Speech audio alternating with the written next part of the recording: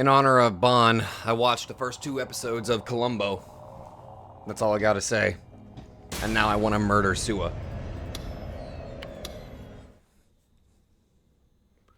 先輩に信仰の救いあれ。Yeah, thanks for the reminder.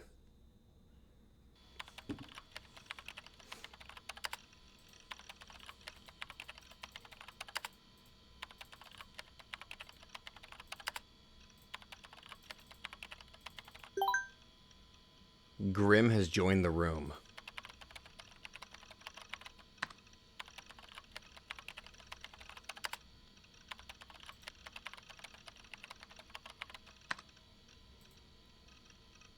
What?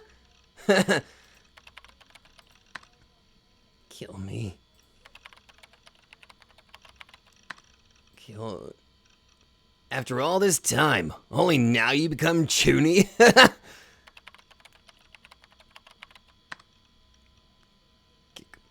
Or were you rejected by an IRL girl? Well, in that case, I've got some good news for you. Buddy, Takumi is having himself a bit of a existential crisis on the fact that he should not exist. Apparently.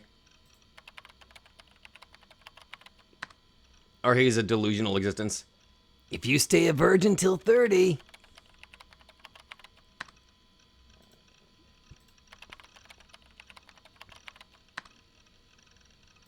you become a wizard! Oh. There's a joke I can make, but I'm not gonna. Especially considering Takumi's mental state right now. That's a pro tip.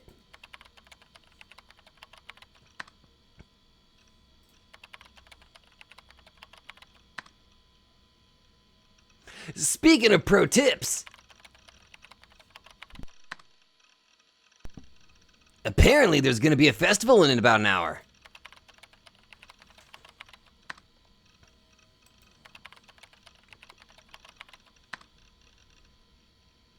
It'll be at Shibuya's Scramble Crossing.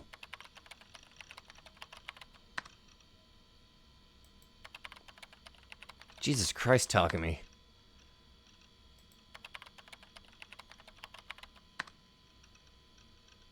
Jesus, you're annoying!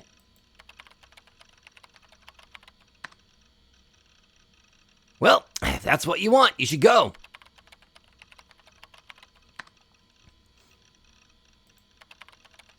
How many times has he been typing this, and for how long? You're a celebrity, so you'll be the center of attention. Maybe you can get someone there to kill you.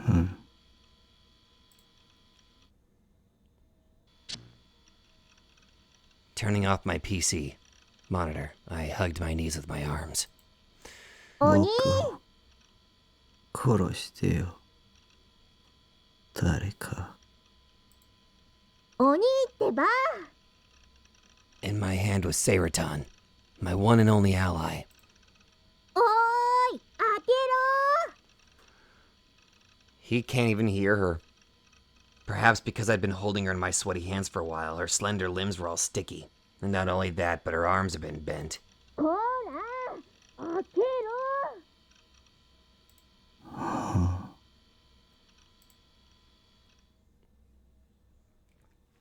No. That voice. I ran out of save spots, so there's no point to me having another save to one of these, so... I was not expecting him to have this many freaking delusions. This is legitimately insane. It couldn't be. How? バカ鬼。 Nanami? There was no way I'd misheard that. Out of every girl that had visited my base, there was only one dumbass that would scream outside of it like that. Nanami was here. I was somewhat surprised at how indifferent I felt in response to that fact. I just didn't care. What would her coming here while I was this far gone even do for me? Besides, it wasn't like it was out of the ordinary for Nanami to come here. Hadn't Rimi said that she was going to rescue her anyway? 開けないとひどいんだからね。 The noise is starting to irritate me. Just leave a monster like me alone. Nanami should have been focused on her right hand, not me. Not that I knew what had happened to it. I didn't have it in me to talk to anyone anymore. おにー。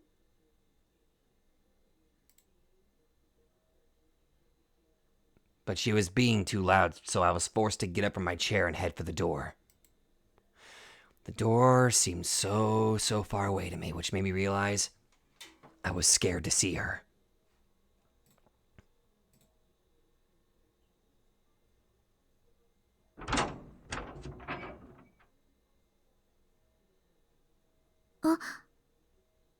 I did not think I would be so goddamn happy to see you.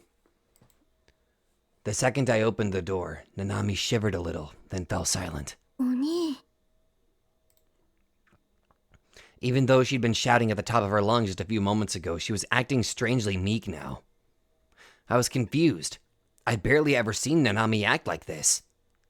So a thought crossed my mind. Was this Nanami real? いるなら早く出てよ。入っていい？ I didn't answer. Ignoring her question, I headed back into my room and sat down on the sofa.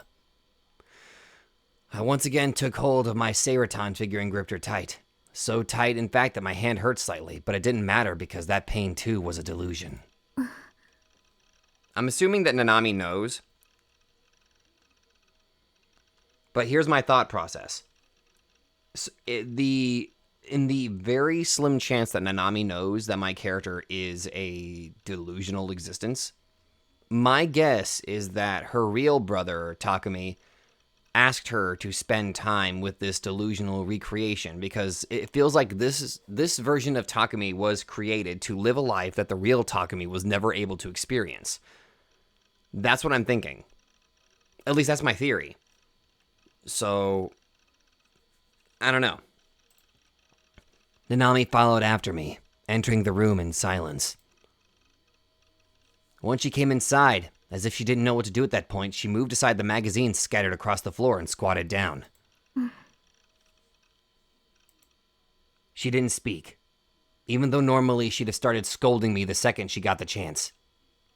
She looked at a fixed point on the ground as she hugged her knees close. She had a depressed look on her face. A bandage was barely visible beneath the sleeve on her right wrist. I was about to say, if you sit like that, I'll see your panties, but stopped myself. This Nanami had to be a delusion. I was one too, after all. Everything in this world was made up of delusions.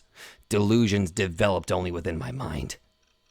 Both me and this delusion I was looking at were fake. So if I saw her panties, or even if she walked around town buck naked, it made no difference to me whatsoever.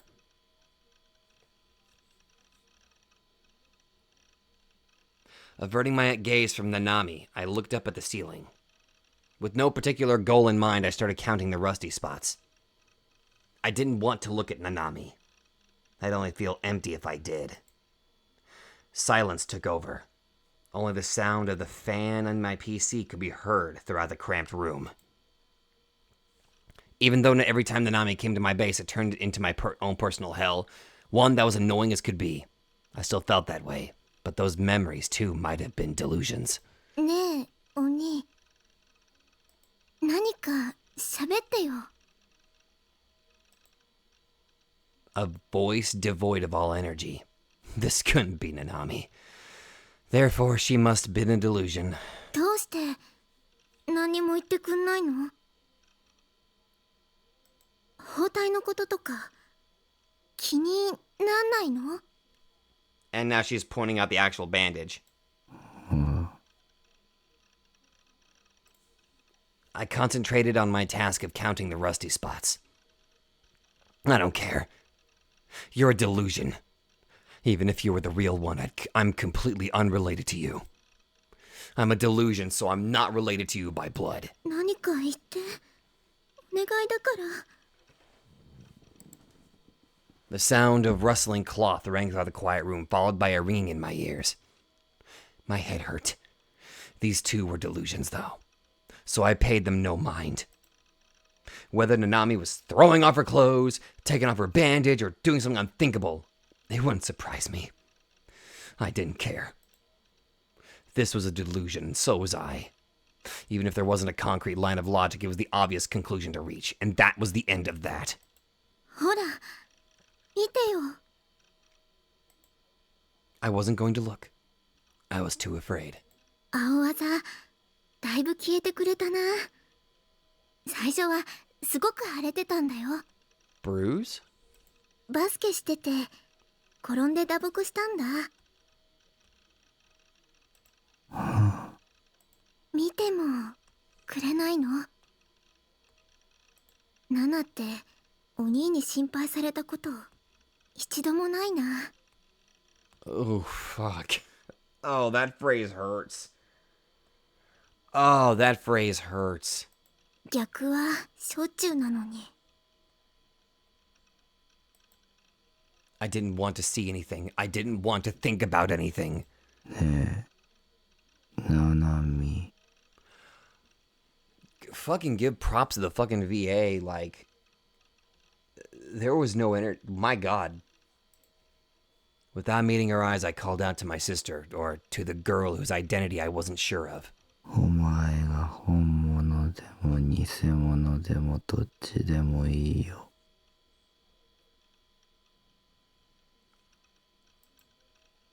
Right now, I only wanted one thing. 僕を殺してくれないか。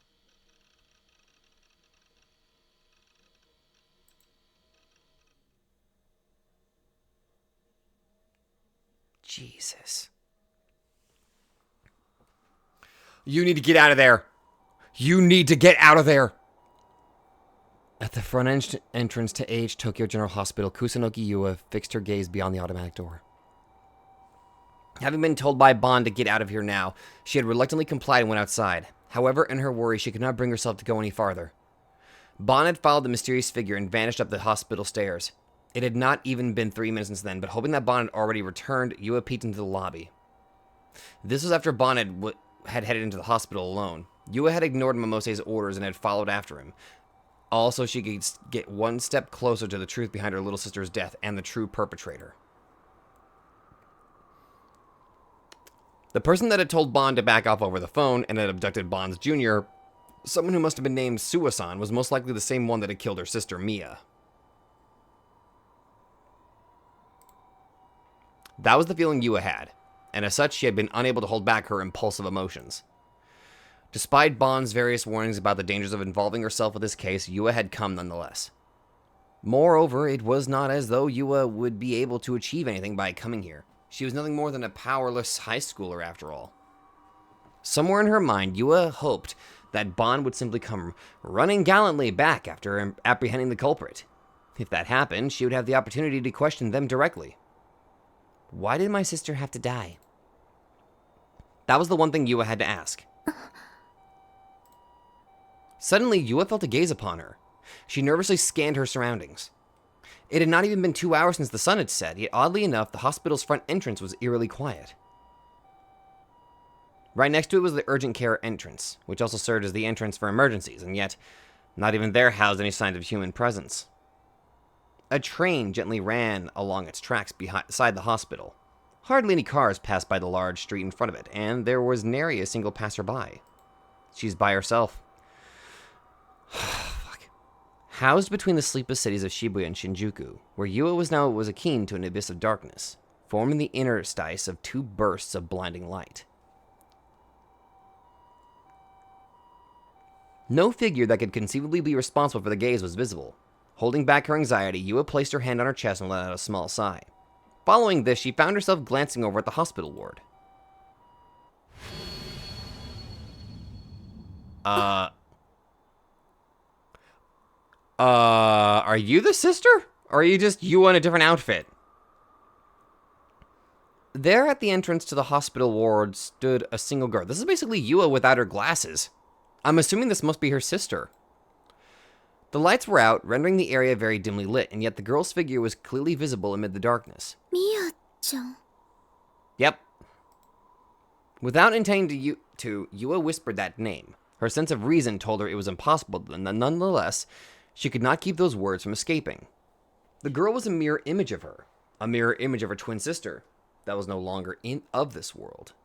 Yeah, actually, you know what I think? There's a very high chance possibility that, Sua might be a gigalomaniac too. He did say that he was apparently a wizard. So,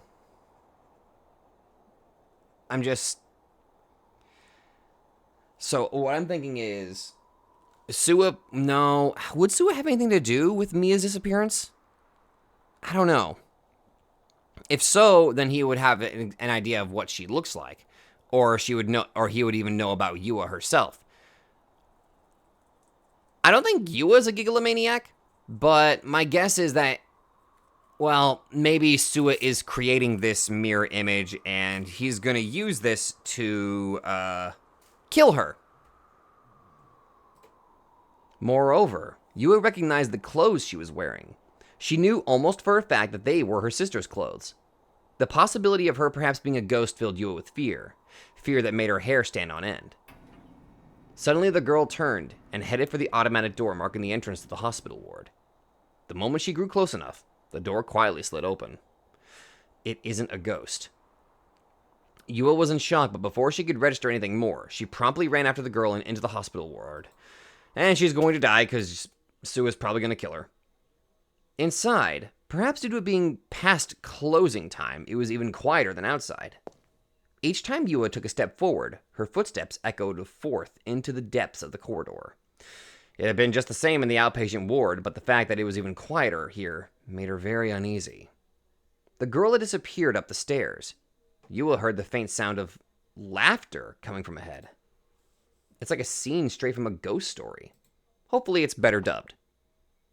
Who the hell am I, Kim? The ghost story's dub is fantastic. With that in our mind, Yua cautiously made her way up the stairs, step by step. She arrived on the second floor. Glancing around the corridor, she did not see anyone, something she had expected. But, just as she was suspecting that, it may have been a mere illusion.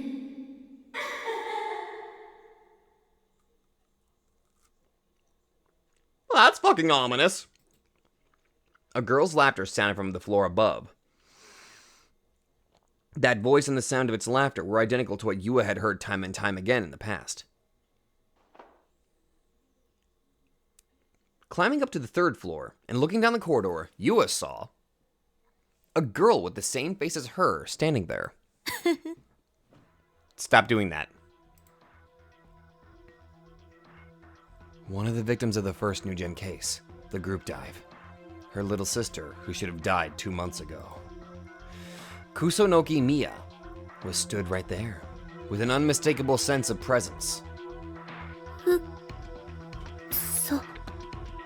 And now Yua's gonna die to her clone, her sister. Possibly. You never know. Yua removed her glasses and rubbed her eyes. However, even after putting her glasses back on, she looked to see that Miya was still there. Miya-chan, nano? Doumou? Just copying her too. A voice so clear it could never be an illusion. And that intrepid smile on her face, that laughter in the air, it was exactly the same as Yua remembered from her sister. Miya had always acted this very same way. In order for her to be the wrongdoer in the eyes of others, she had laughed like that all the time. Miya-chan. 本当に私がミヤであなたがユアだと思う? Oh my god, is this another one of those mistaken identity swap things? どういうこと? Is Yua Miya? Oh my god. You, me.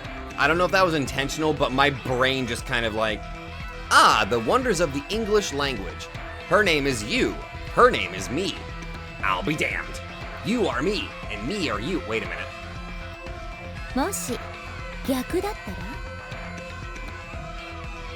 Oh boy. Yua is Mia. あなたはミア。死んだのはユア。殺したのはあなた。Pardon? 何を言っているの？ Wait, hold on. What? あなたは親に愛される姉が疎ましくてネットで殺人を依頼したのよ。 Whoa, what? Excuse me? Where the fuck is this coming? Where what? Displeased the love of your parents had your older sister, went online and hired an assassin? First off, how young were you when you supposedly died? Also, you're apparently they were one of the group dive people that died. I'm sorry, you gotta, what?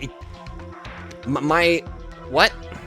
しかも自殺に見せかけるように見ず知らずの4人も一緒に飛び降りさせた。 Now you're pinning the entire blame on Yua.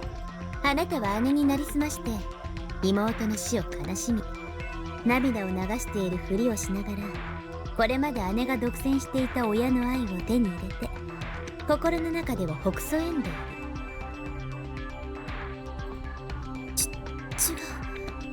違うわ。私はユアよ。誰がそれを証明するの？ Boy. 私はユアのはず。I should be. Whoa, wait a minute. What? でも確信が持てない。 But you're not sure? 私を私だと証明するものって何？顔？名前？記憶？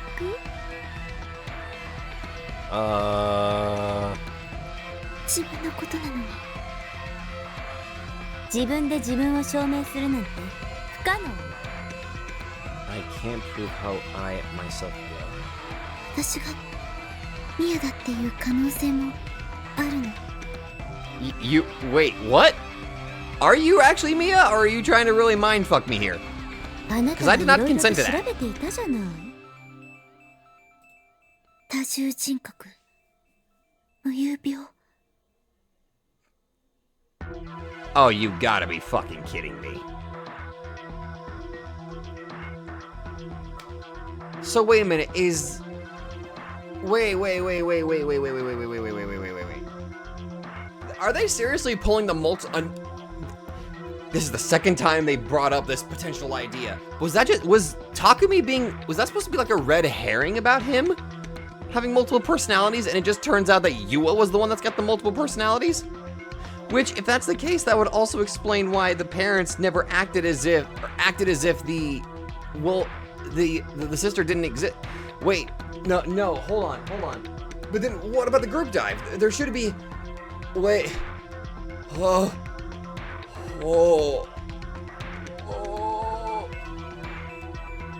記憶捏造、それから妄想。 The concepts Yua herself had been looking into prior to now show just how real the ambiguity of memories, or perhaps recollections, truly was. She didn't know nor understand herself anymore. What was she? Yua cradled her head as she shook it in denial. あなたは誰？ Making me go cross-eyed over here. Was she Yua, who had always played the good child and was automatically loved and cherished by her parents? Was she Mia, who had always played the bad child and was actively hated by her parents? The child who, despite her actions being her own, oft cast her sister glares of jealousy and hatred. さあ、私も。 Mia, or possibly Yua, guided Yua, or possibly Mia, as she walked down the corridor soundlessly. 私と同じ目に遭いなさい。 Can we not, please? Yua and Mia, identical twins, faces a mirror image of one another, and the boundary that served to differentiate the two was growing more and more blurred. No! Two enormous boxes stood tall within the darkness, and yet compared to the nearby Shinjuku skyscrapers, they were akin to a small child looking up at their parents. The hospital roof, that was where Yua found herself, having been led there by Mia. A section of the towering fence had been torn open just wide enough to allow a person to fit through it. Whether this was an intentional effort, none could say. Mia and Yua, after moving through the torn section to the outer side of the fence, both now stood at the edge of the roof. Before them, the outpatient ward. As that location was lower than the hospital ward, the entire breadth of the roof garden was visible to them. However, the lights were still turned off, so even if there were people there, Yua would be unable to know. The wind blew strongly on the rooftop. The gale made Yua's and Mia's soft hair flutter, along with the hems of their clothes. 私たちはもともと一つだったんだから。また戻るだけ。一歩を踏み出せば、あなたは私になる。I hate this. Yua, her eyes vacant of all light, mechanically whispered those emotionless words. Spreading her arms to maintain her balance, she endured the upward rising wind. Beside her, Mia's arms spread just as Yua's were, looked at her sister, and smiled. 耐える必要なんてないよ。あなたは私の痛みを知らなくちゃならない。さあ、飛んで。I hate this. そうすれば、私もあなたも同じ痛みを共有するわ。I hate this. 私はどっちなの？私、あなた。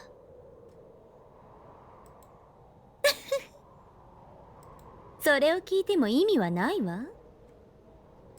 どっちにしたって、あなたは飛ぶ。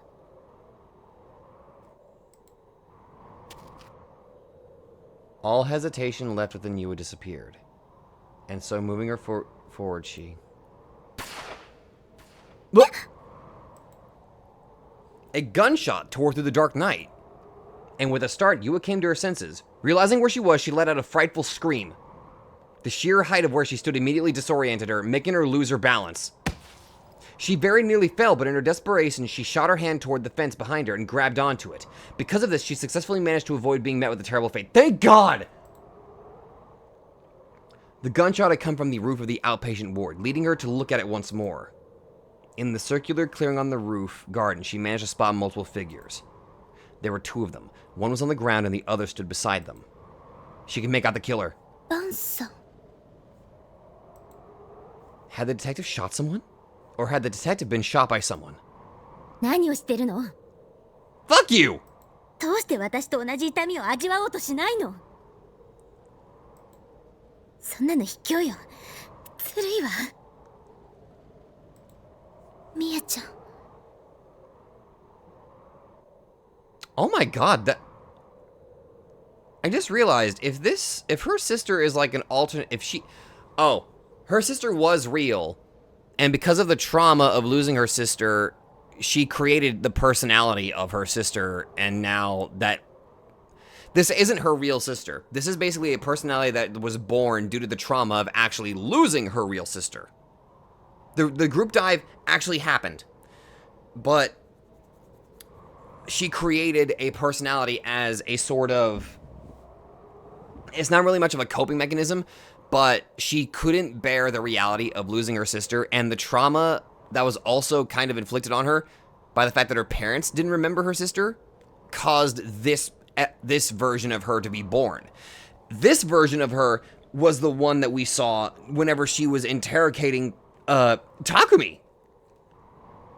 This version of her would take over and have like this much more violent version of herself, which is why it's so polarizing when we have this sweet demure Yua and the other side of her that was like forceful. You are Shogun. I had the chat logs. 違うわ。私はユアよ。ユアは私。ミアはあなた。あなたは一体何なの？私はあなたの望んだもの。 I am what you wished for. あなたは私の望んだもの。 Uh-oh. Mia reached for her sister, placing her hands around Yua's neck. She began to strangle it. Never mind. Yua felt a strong pressure on her throat. She could no longer breathe.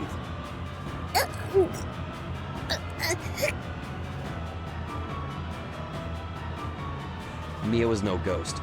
She definitely had a body of flesh and blood, and now she was strangling Yua with it. お願い、死んでよ。 You can't say that! Only Alice can say that! 今日ぐらい私のお願いを聞いて。いつも我慢してきたんだから。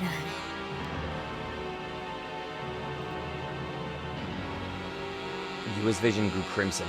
She reached her hands out into the air in front of her, but found herself unable to grasp anything. I'm going to die. Awash with the most extreme dread, using her whole body, Yua called upon strength she did not even know she had as she tried desperately to break free from Mia's grasp. But Mia was too strong. Yua was unable to move her even a single inch. Even Yua's thoughts were dyed crimson. It felt as though her consciousness was being coated in a layer of viscous blood. In a desperate frenzy, she shook her head so violently, her glasses fell from her face. And from that point onward, to an outside observer, Yua and Mia were no longer distinguishable. It did not matter who killed whom. The result was arbitrary. If Yua died, all Mia would have to do was become Yua. If Mia died, all Yua would have to do was become Mia. Feelings of resignation steadily spread throughout Yua's heart.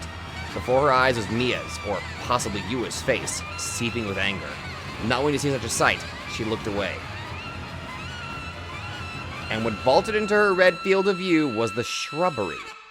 The shrubbery and the flowers adorning the roof garden. In her mind, Yua felt that there was a shadow among those flowers, the likes of which she had never seen before. Is she about to call forth a D-sword? Though perhaps it was simply an illusion, she had dropped her glasses in the struggle after all. However, no longer able to breathe and suffering from so much pain, a faint sense of peace gradually rose from within her. Despite her thoughts of simply surrendering herself and peacefully passing on, her instinctive desire to not die denied her of that peace. It made Yua extend her hand toward that disparate shadow. Her distance from the shrubbery was about 2 meters. How she was now, there was no way she would reach it, even if she were to extend her hand. And yet, her fingertips touched something hard and cold. She then grasped it, almost completely unconsciously. The second she did so, Kusunoki Yua's consciousness, right on the verge of fading, instantly became clear, as though the haze had been dispelled from her mind.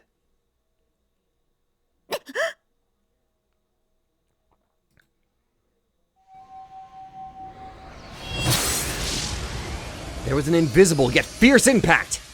Her sister, rained upon by showering red lights akin to petals, was blown away.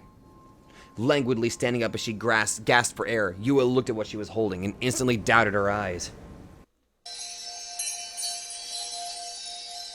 It was a sword. All too sharp like the wit shown by the other. All too elegant like the glasses worn by one. All too vigorous. All too immaculate. All too profound, its nature veiled. All too delicate, its frame easy to fracture. And so beautiful. It beckoned tears from all who laid eyes upon it.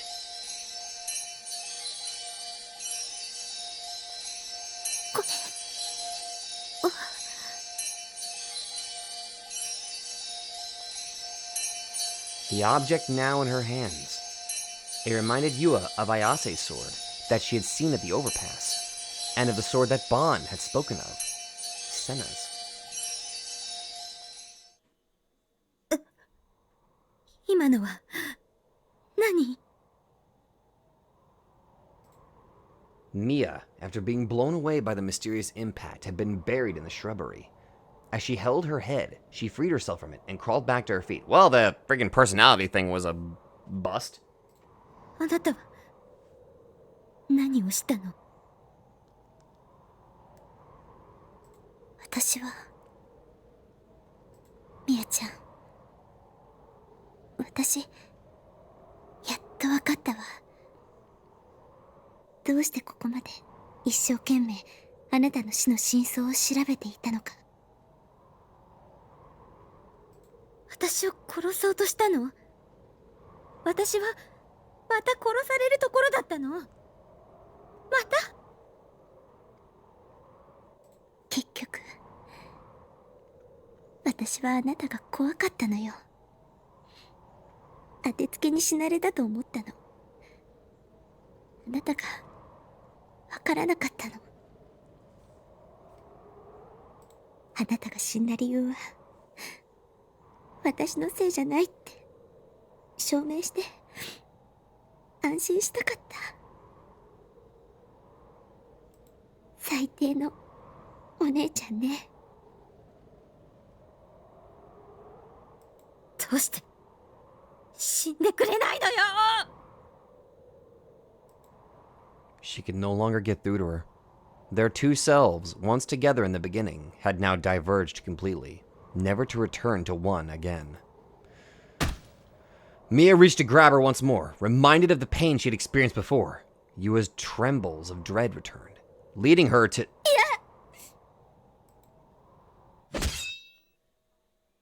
brandish her sword. It carved a sharp trail and then cut the ghost in half. Mia's movements came to a halt, and with a look of shock on her face, she traced the wound of gouged flesh with her hand, beginning from the left side of her torso and ending all the way at her right shoulder. No blood sprang forth. みやちゃんは2ヶ月前に死にました。それならあなたは誰なんですか？ Countless particles, large enough to be seen by the naked eye, came flowing out from within Mia. Her body, now enveloped in bubbles, gradually collapsed to the ground as her silhouette faded and faded. It was now transforming into something else. Yua, with feelings of incredulity, saw what it was. After a moment's wait, a man with an impressively large physique appeared in Mia's place. He was now wearing a denim shirt, jeans, and a rucksack on his back. This motherfucker again? Yua had never seen the man before. This is the one that Senna attacked, isn't it? 誰？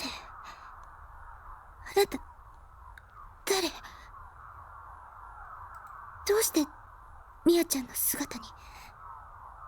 どうやって？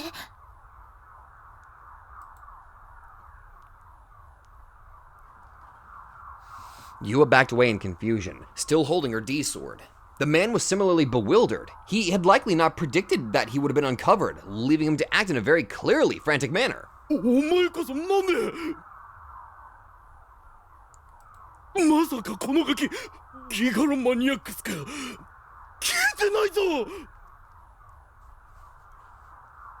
くそ、どうしたら？ Kill him!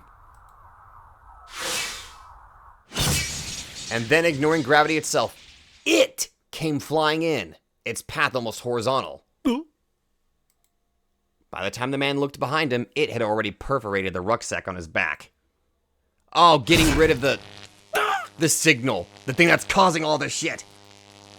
And from that same rucksack, a pale flash of light surged. The man, as though he had just received an electrical shock, stiffened up like a pole. His eyes shot open wide, and only a moment later, he lost consciousness, falling face first to the ground. He foamed at the mouth, and every so often his body would twitch. The object that had pierced the rucksack. Yep. Oh wait, is that Ayase's sword? Yeah, that's Ayase's blade. Was a sword quite like the one Yua had obtained just a moment ago, with, oopsie, with beautiful curves adorning its every edge. これ Yua remembered the sword. She had seen it once before. A single presence approached her. Yua raised her head. Someone then emerged from the darkness. 何事かと思ったらこんな騒ぎになっていたのね。 Hey! 岸本さん。 Without a change in her expression, Ayase glanced at the sword Yua held in her hands. 感じる大いなる意志を。私がこの病院に居続けた意味はこういうことだったんだわ。 To save Yua? I guess. Although, to be fair, she kind of saved herself. Yua had sunk into the ground, dumbfounded. Ayase picked up the glasses that had fallen near her, crouched down in front of Yua, and peered at the girl's face. There we go. Then with her slender fingers, she brushed Yua's hair aside and gently put her glasses back in place. 君もグラジオールの黒騎士だったのね。 I'm sorry, you're gonna have to run that by me. What? And with that, Ayase gave a faint, transient smile.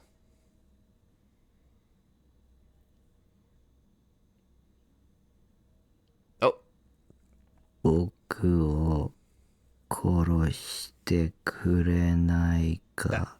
Oh, yeah, back here. Oh, dear. Nanami's face stiffened, but shortly after that, she put on a clearly forced smile. お兄、つまんない冗談やめなよ。 That reaction wasn't like her. Normally, she wouldn't just laugh it off. Normally, she'd angrily yell, "Don't say that, you dumb jerk!" Then spend the next few minutes reprimanding me. Well, not that it mattered. I didn't care. If she wouldn't kill me, I had no more business with this Nanami. She could just up and vanish for all I cared.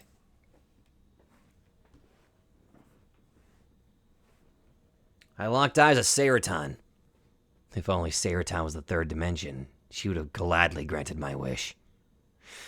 If I was going to be torn a delusionary existence anyway, at least have me be born in the second dimension. ねえ、そんな冗談は置いといて、その話があるんだ。あのね、お兄にもらったバングル、なくしちゃったの。 You lost the bangle, huh? どうせ適当に扱ってたんだろうとか言わないでね。ナナ、そんなことしてないもん。本当に大切にしてたもん。なのに、どこでなくしたのかもわかんなくて。 What? You treasured it? Seriously. Incredible. Genuinely fucking incredible. Comedy gold, really. Besides, I gave you it, didn't I? So it's worthless anyway. 僕は妄想じゃない。僕は妄想じゃない。 Besides, the fact that I'd given Nanami the bangle in and of itself was suspicious. It could have been a delusion too, for all I knew. That was why nothing in this world was worth anything. Each and everything in my memories was worthless. 僕は妄想じゃない。僕は妄想じゃない。お兄が初めてくれたプレゼントだったのにな。なんで That's sad. なくしちゃったりしたんだろう。僕は妄想じゃない。僕は妄想じゃない。お兄、聞いてる？僕は妄想じゃない。僕は妄想じゃない。 He's just broken. お兄はどうしていつもそうなの？ Her head hung low, and her fists clenched tight. Nanami let out a faint whisper. たまにはお兄ちゃんらしく頼りがいのあるとこ見せてよ。 What now? If you're here to criticize me, you're wasting your time. After all, I'm a delusionary existence. 僕は妄想じゃない。僕は妄想じゃない。 All I ever did was stare blankly at Seraton's smile. There was no reason to listen to Nami. It was all pointless. After all, I was a delusionary existence. 今までずっとナナがしっかりしなきゃって思って頑張ってきたけど、でもね、やっぱりナナだってたまには誰かに甘えたいよ。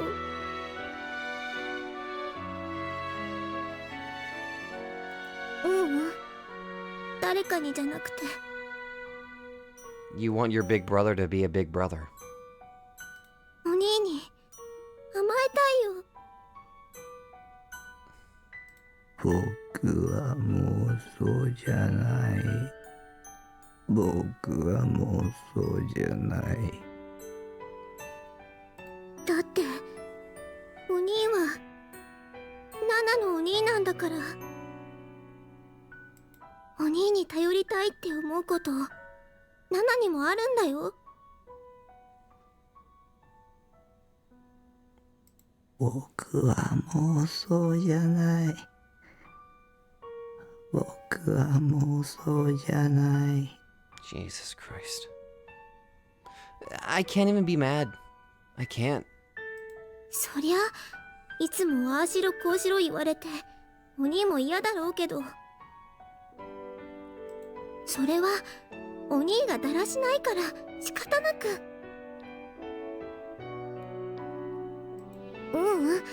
言いたいことはそういうことじゃなくて。僕は妄想じゃない。僕は妄想じゃない。ナナだっていろいろ愚痴を聞いてもらいたい時とか泣きたい時とかあるんだよ。お兄に優しくしてもらいたい時とかあるんだよ。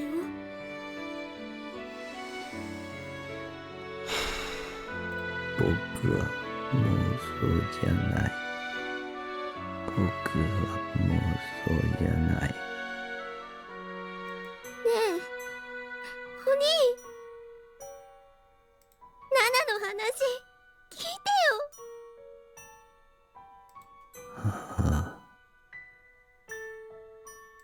ナナ、今すごく悲しいんだよ。お兄にもらった大切なバングルなくなっちゃって、声出して泣きたいくらい悲しくて辛くて、お兄に抱きしめてほしいのに。 Christ. お兄に頭撫でて慰めてほしいのに。ねえお兄、今日だけはナナのわがまま受け止めてよ。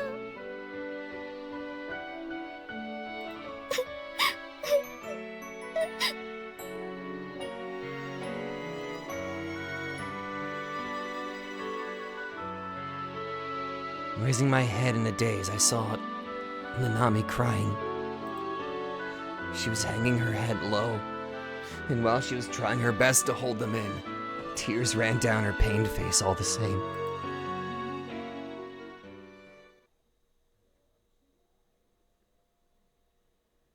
And suddenly we're here. Yeah, okay, coolio. Thank you for just immediately yeah, fine, whatever. Upon opening a glass door, the very moment Rimi entered what appeared to be a lobby, a twitch of fear ran through her. A chill breeze, cold enough to freeze her over, crept up her legs. There was no sign of anyone. A fact that was obvious for this place, and this place alone. And yet when Rimi thought about what awaited her ahead, she could not help but wish that someone could have been there with her. Where is she? Before her was a soundproof door. A door akin to those of a movie theater. From a small crack within that gateway, the chilled breeze came wafting through. The breeze is accompanied by a white haze, a haze akin to the smoke that rose from dry ice. Rimi fiercely bit down on her lip. In her hands was her D-sword, already reel-booted. だから大丈夫。だから怖がっちゃダメだ。Desperately telling herself that, she gulped a single time, before proceeding to burst open the soundproof door with her shoulder. Wait! Whoa, what the fuck is that? Rimi's eyes went wide at the scene she saw before her. There stood a device that was beyond enormous. Enshrined in the center of the dome-shaped room, it could be described only as a monster. An ominous sound rang faintly throughout the spacious room. It was a low-pitched noise, akin to the deep growl of a beast. A sound that signified the device's operation. の圧。This is Noah. もう動いてるんだ。君のおかげですよ。A voice replied to Rimi's vexed murmurs. The moment she heard that voice, Rimi felt her very soul tremble. You! 崎畑リミ。1年半ぶりですね。You!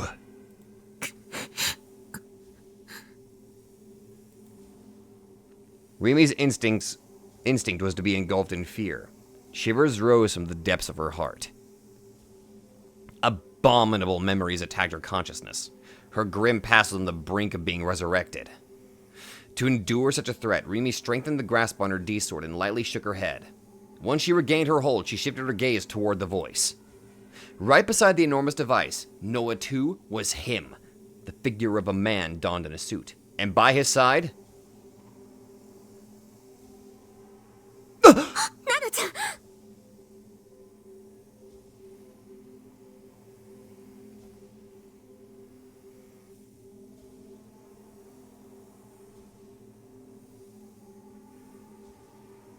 Holy shit!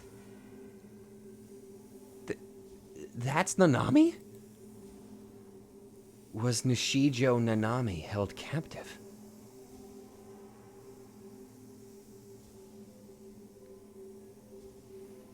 Oh my god. The Nanami that we have, she was a delusion created by the real Nanami, just like how Takumi was a delusion created by the real Takumi. Yo! Her uniform was torn, and a bandage soaked with blood was wrapped around her right wrist. Her head hung toward the floor, and she looked terribly, terribly pale. Faded was such a pitiable sight. Rimi was at a loss for words. Crucified, in Jesus of Nazareth's likeness. No.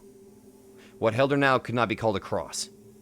It was something far different, for it took the shape of pure, unadulterated malice. The entirety of this world's evil. The entirety of this world's disorder. The entirety of this world's immorality. It would be no exaggeration to refer to it as a symbol sculpted to those very attributes. 君がこの1年半どこで何をしていたかについて興味はありませんが、困りますね。あまりうろちょろされると。I want to murder you. Then revive you and murder you again. And then whenever I'm done with that, I'm going to bury you in 6 feet of cement. And then I'm going to break that cement, and then I'm going to burn your body. And then once I burn your body, I will revive you specifically in that state. And leave you there until you die again. And again. And again. And again.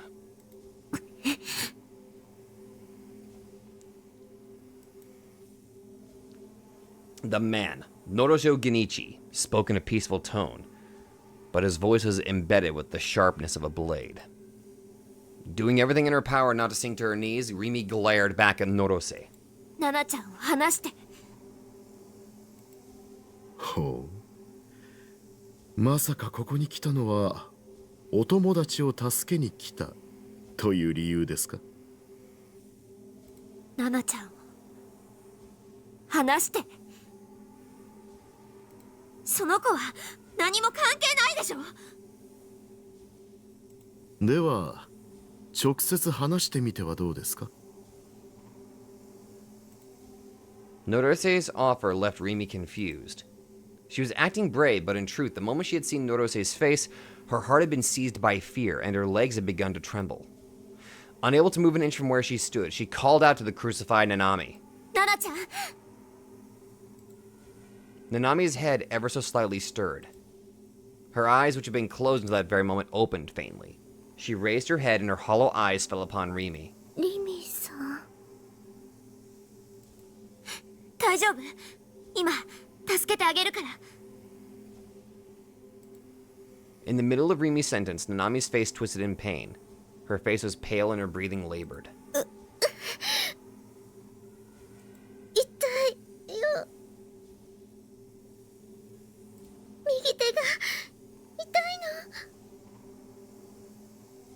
She doesn't have her right hand. Then, with very little resistance, Nanami's body slid off the cross. ナナちゃん。ねえ、リミさん。 Without getting up from the floor, Nanami lifted her head and let her gaze roam about the room. It was as if she was searching for something. ナナのバングル知らないかな。 Oh, fuck. 見つからなくて。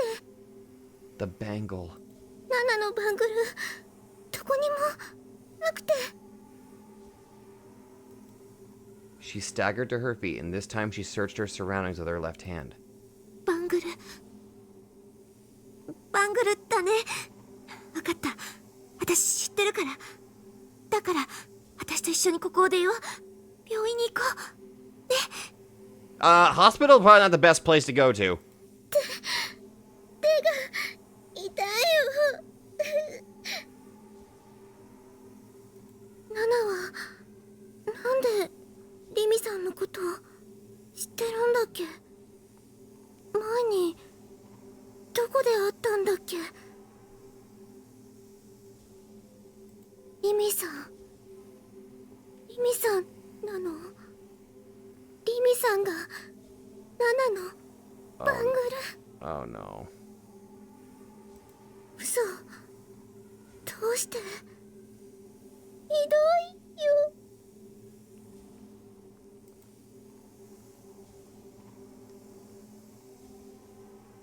The fuck did you do to her? Rimi, who realized that something was wrong with Nanami, instantly looked to Norose. With a scornful grin painted on his face, he simply observed Rimi and Nanami's exchange. ナナちゃんに何を見せてるの。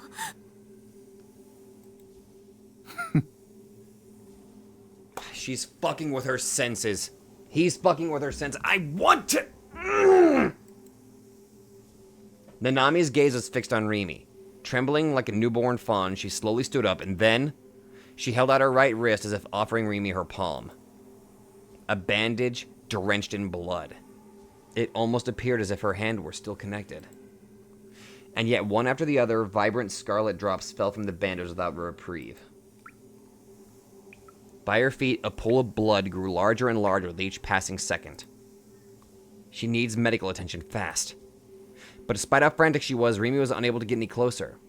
For getting closer to Nanami would mean getting closer to that man. It frustrated her greatly, leaving her on the verge of tears. リミさんが持ってたの。ナナちゃん、帰ろう。こっちに来て。どうして持ってくの。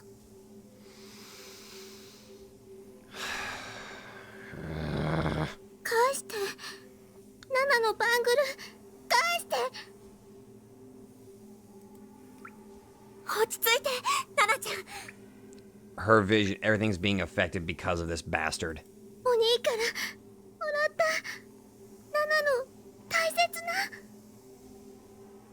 あれは誰にも渡したくないの。返して返してよナナちゃん返して Together with her pain scream. That's what I was afraid of.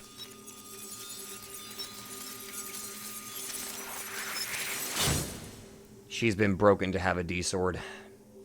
A single drop of blood fell from her right wrist. Before it had the opportunity to hit the ground, the drop crystallized at high speed. Originating from nothing with the drop at its center, a mineral-esque object burst into view. It was as if a carapace formed from minerals had ripped through a rift in space. In the blink of an eye, it took shape. Oh god, that is fucked. Oh. Oh.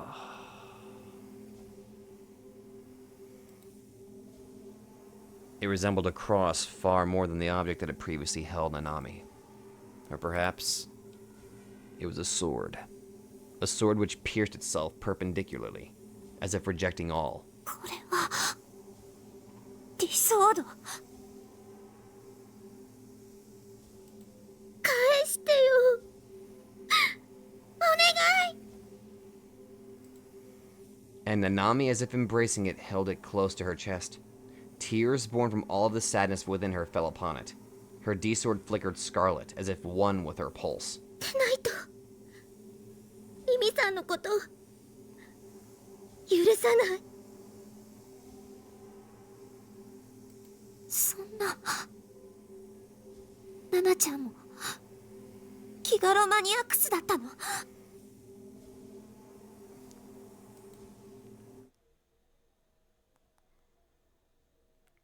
Jesus. 今日だけはナナのわがまま受け止めてよ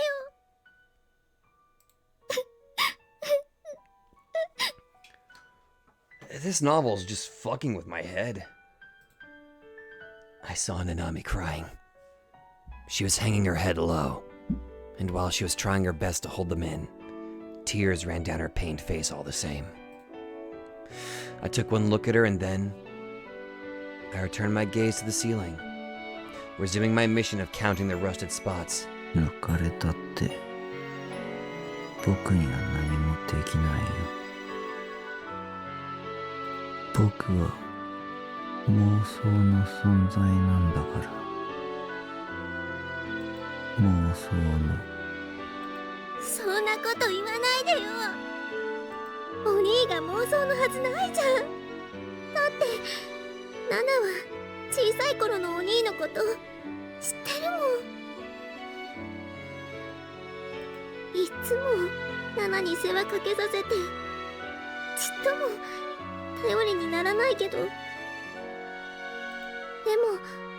兄は昔からずっとナナと一緒だったよ That might have been something that he needed to hear there. Wait. She was right. It was just as she'd said. I had memories from when Nanami was little. I had memories from my childhood. I had memories of watching the news reporting on the bus accident my classmates had been in. The one that had happened on the field trip I hadn't been able to go to. I even remember my teacher, Mr. Saito, who had passed away in the accident. The words of Rimi, a total stranger. Or the words of Nanami, who I'd grown up with. It went without saying which to believe. The right person to believe wasn't Rimi. The right person to believe was Nanami. If Nanami was real, that meant that I too was real. ななみ I extended my hand toward her. Nanami's existence was my one and only hope. The sole existence that would save me. 助けてななみ助けてお兄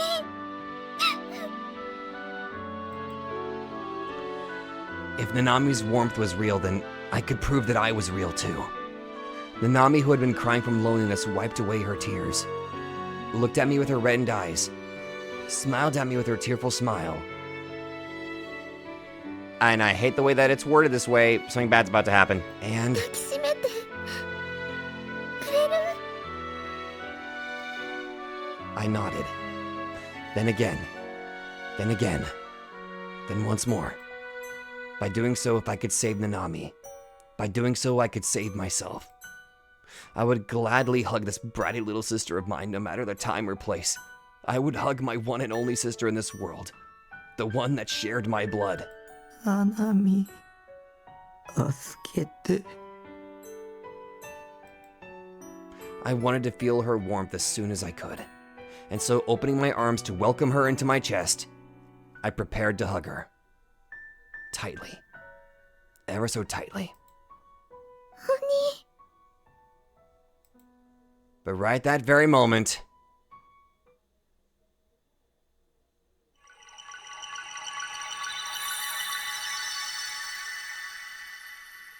Nanami's body was enveloped in a faint light, and she burst into countless blue particles.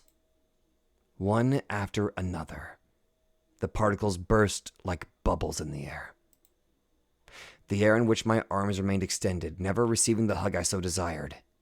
My chest never feeling the warmth I so desired. Right before my very eyes, Nanami had vanished.